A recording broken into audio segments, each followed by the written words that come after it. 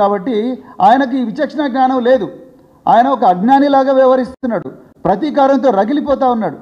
అతని కళ్ళు బైర్లు గమ్మినాయి. ఎట్లైనా చేసి ఇలా కేసీఆర్ కుటుంబాన్ని, కేటీఆర్ను ఎవరినో ఒకరిని జైలుకు పంపించాలనే ప్రతీకారంతో రగిలిపోతున్న రేవంత్ రెడ్డికి ఈ దేశ భద్రత గురించి, అంతరంగిక భద్రత గురించి ఉండే విచక్షణ ఉండే అవకాశం లేదు. కానీ ఐపీఎస్ అధికారులుగా, డీజీపీలుగా, ప్రిన్సిపల్ సెక్రటరీలుగా, ఐఏఎస్ అధికారులుగా, చీఫ్ సెక్రటరీలుగా మీ అందరికన్నా ఈ విచక్షణ ఉండాలి. నేను ఎందుకు చెప్తున్నా ఈ మాట అంటే, ఈ ప్రభాకర్ రావు మీ అందరి దగ్గర పనిచేసిండు. ఇదే ప్రభాకర్ రావు ఆయన మెడల్స్ చూడండి. పోలీసు ఉన్నత పథకం చంద్రబాబు నాయుడు ఇస్తాడు నాకు, అత్యుత్తమ సేవా పథకం.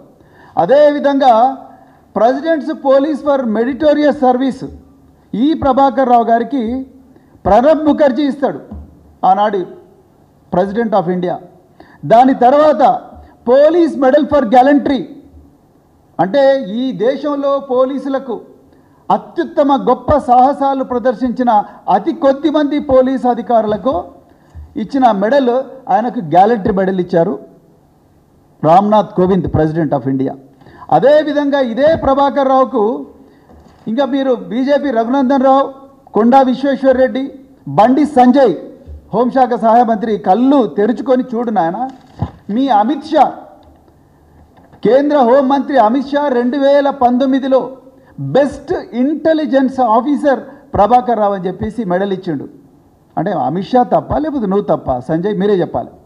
అమిత్ షా ఏం చెప్పిండు? మై భారత్ के गृह मंत्री अमित शाह आसूचना के क्षेत्र में आपके कष्ट कार्य निभाने निष्ठादन एवं साहसिक सेवा के साथ मान्यता देते हुए आपको असाधारण असूचना కుశలత పదక్ ప్రదాన్ కర్తా హూ అని చెప్పి 2019లో బాజాప్తా అమిత్ షా గారే ఆయనకు ఈ ప్రభాకర్ రావుకి ఇచ్చిండు. ఆర్ ప్రభాకర్ రావుకు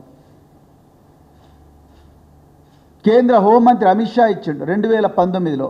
ఇప్పుడు ఇదే బీజేపీ బండి సంజయ్, రఘునందన్ రావు, కొండా విశ్వేశ్వర్ రెడ్డి కాంగ్రెస్తో మిలాఖత్ అయి వాళ్ళేసే ఎంగిలి మెదలకు ఆశపడి, బొక్కలకు ఆశపడి ఇలా ఇష్టం వచ్చినట్టు మాట్లాడుతూ ఉన్నారు.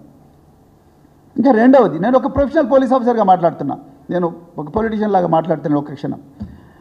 ఇలా టెలిఫోన్ ట్యాపింగ్, నేను డీపర్ ఇష్యూస్ గురించి నేను మాట్లాడాను, ఎందుకంటే దేశ భద్రత గురించి నాకు కూడా కన్సర్న్ ఉంది కాబట్టి. టెలిఫోన్ ట్యాపింగ్ నిజంగా ఒక నెంబర్ను టెలిగ్రాఫ్ యాక్ట్ ప్రకారం ట్యాప్ చేయాలంటే, ఒక సిడిఆర్ తీసుకోవాలన్నా, ట్యాప్ చేయాలన్నా ఈ ప్రభాకర్ రావు ఒక్కంతో కాదు. చట్ట ప్రకారం ఒక కాంపిటెంట్ అథారిటీ ఉంటుంది. ఆ కాంపిటెంట్ అథారిటీ వచ్చేసి ప్రిన్సిపల్ సెక్రటరీ హోమ్.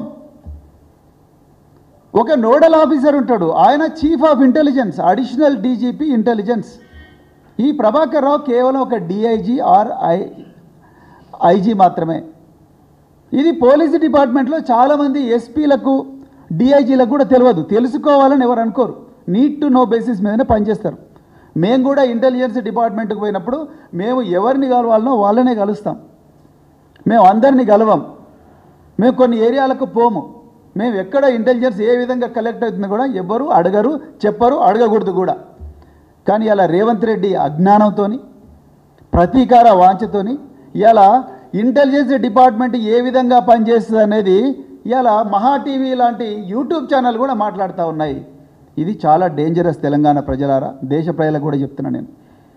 ఇలా మీరు చేయబట్టి, మీ సిట్టులు మీరు ప్రెస్ మీట్ పెట్టకపోవడం వల్ల, మీరు లీకులు ఇవ్వడం వల్ల ఇలా దేశంలో ఇవన్నీ కూడా రెగ్యులర్గా లైవ్ టెలికాస్టు, అదేవిధంగా మరి మీరు రిమాండ్ సీడీలు ఓపెన్ చేయడం వల్ల, ఈ విధమైన కార్యక్రమాల వల్ల పక్కన పాకిస్తాన్ కూడా మన ఇంటెలిజెన్స్ వ్యవస్థ ఎట్లా నడుస్తుందో తెలుస్తుంది, చైనాకు కూడా మన ఇంటెలిజెన్స్ వ్యవస్థ ఏ విధంగా నడుస్తుందో తెలుస్తుంది, లేకపోతే పక్కన నేపాల్కి తెలుస్తుంది, శ్రీలంక తెలుస్తుంది, బంగ్లాదేశ్ తెలుస్తుంది. ఇంకా ఏమున్నది ఇలా సీక్రెట్? దేశ ప్రజల భద్రత ఏం గాను? పహల్గాం లాంటి దాడులు ఎందుకు జరగవు ఇట్లా చేసుకుంటూ పోతే? మీరు ఒక ఆఫీసరు నిజంగా తప్పు చేసి ఉంటే మీరు శిక్షించండి. మీరు ఆఫీసర్ నిజంగా తప్పు చేసి ఉంటే చట్ట ప్రకారం వాళ్ళు శిక్షించండి. మీరు జైలుకు పంపించండి, తర్వాత ఛార్జ్షీట్ ఫైల్ చేయండి. అంతే తప్ప రోజు లీకులు చేసి ఇలాంటి ఆఫీసర్లు ఈయన ఒక్కడేనా అండి రెస్పాన్సిబుల్? ఈయన కేవలం ఈయన కింద అధికారులు, ఈయనకు రిపోర్ట్ చేసిన అధికారులు ఏమైనా నెంబర్లు ఇస్తే ఆయన పైన chief of intelligence, additional DG ఇంటెలిజెన్స్కి ఇస్తాడు. అడిషనల్ డీజీ ఇంటెలిజెన్స్ తీసుకుపోయి ప్రిన్సిపల్ సెక్రటరీ హోమ్కి ఇస్తాడు. ప్రిన్సిపల్ సెక్రటరీ హోమ్ 3 రోజుల లోపల పర్మిషన్ ఇస్తేనే అప్పుడు ఎయిర్టెల్ కానీ, జియో కానీ, టాటా మొబైల్ కానీ, లేకపోతే వోడాఫోన్ కానీ ఎవరైనా కూడా వాటిని ఇంటర్సెప్షన్కు పెడతారు. అంతవరకు పెట్టరు. ఒకవేళ ప్రిన్సిపల్ సెక్రటరీ హోమ్ అప్రూవ్ చేయకపోతే 7 రోజుల లోపల ఆ నెంబర్ను బయటికి తీసేస్తారు. ఇది రూల్. మరి ఇవాళ ఎందుకు వాళ్ళందరినీ ఎగ్జామిన్ చేయడం లేదు? ఇప్పుడు ఆనాటి ప్రిన్సిపల్ సెక్రటరీ హోమ్ ఇవాళ డీజీపీగా ఉన్నారు. ఆనాటి అడిషనల్ డీజీ ఇంటెలిజెన్స్ ఇవాళ మరి అడిషనల్ డీజీ చీఫ్ ఆఫ్ ఒక పోలీస్ ఆర్గనైజేషన్ హోదాలో ఉన్నారు. వాళ్ళందరినీ ఎందుకు ఎగ్జామిన్ చేయడం లేదు పోలీసు వాళ్ళు? పాపం ఈ ప్రభాకర్ రావు ఒక్కరిని ఎందుకు పట్టుకున్నారు? ఈ ప్రభాకర్ రావు వాళ్ళ కుటుంబ సభ్యులు పాపం, ఈయన అసలే క్యాన్సర్ పేషెంట్, ఈయన పాపం.